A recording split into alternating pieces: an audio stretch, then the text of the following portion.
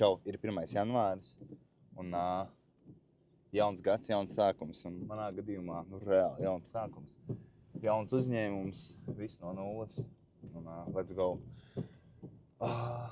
Kas man rītdien jāizdara? Rītdien 2. datumā man jāizved sievas dators uz veco ofisu. Varbūt sieva pat arī brauks līdzi.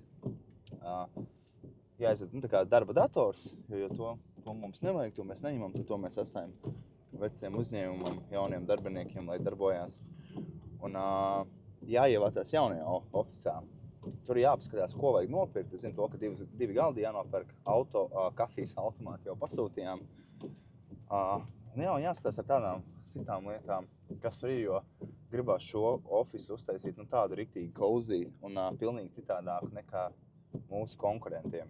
Jo esmu bijis vairākās mārketinga aģentūrās un redzējis, kā ar tur ofisi, un mēs mēģinam jau ar to pirmo first impression uztaisīt tā, ka mēs neesam kā citas aģentūras.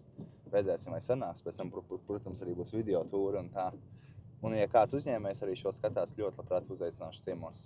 Bet tā es visiem novēlu panākumiem pilnu jauno gadu. Nebaidīties, mainīties, mesties uz priekšu tad, kad ir bail, un sasniegt to, ko visi ir pelnījuši.